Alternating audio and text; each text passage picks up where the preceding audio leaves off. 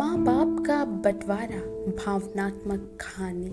घर में जब बेटा पैदा होता है, माँ बाप को लगता है उनके बुढ़ापे का सहारा बनेगा। आगे चल के उनकी हर मुसीबत का समाधान हो गया। लेकिन यह कहानी आपकी आंखें खोल देगी। कुछ लोग ऐसे भी हैं। एक व्यक्ति के एक नहीं, दो नहीं, भगवान की कृपा से 4 बेटे थे। उसे तो बहुत खुश होना चाहिए था, लेकिन यहाँ हो कुछ और ही रहा था। चारों बेटे विवाहित थे।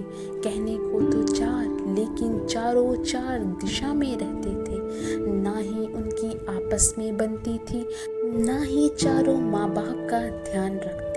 बाप ने सोचा जायदाद का बंटवारा कर दिया जाए, वरना मेरे मरने के बाद यह लोग आपस में ही मर मिट जाएंगे। पंचायत बैठी, चारों बेटे थे, बाप था और गांव के मुखिया और कुछ लोग।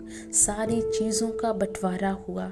चारों बेटे खुश थे, परंतु माँ बाप का किसी को ख्याल नहीं था।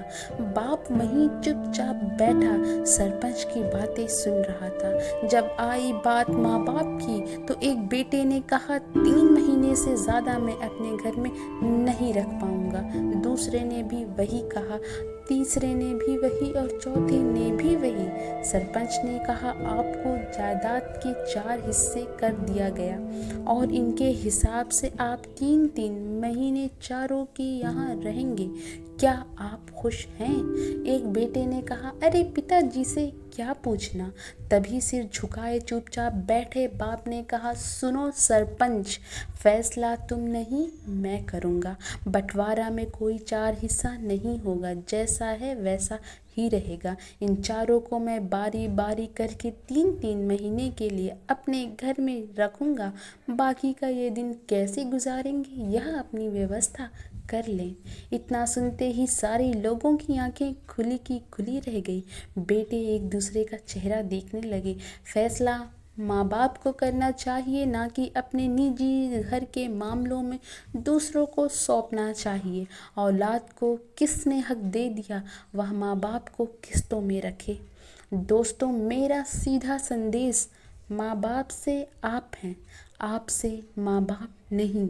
माँ बाप की इज़्ज़त करो, बदले में आपकी औलाद से आपको भी इज़्ज़त मिलेगी। माता पिता के साथ सलूक एक ऐसी कहानी है जिसे लिखते तो तुम हो, लेकिन तुम्हारी औलाद तुम्हें पढ़कर सुनाती है।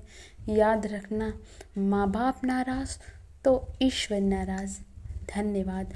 आशा करती हूँ आपको ये कहानी पसंद आई होगी।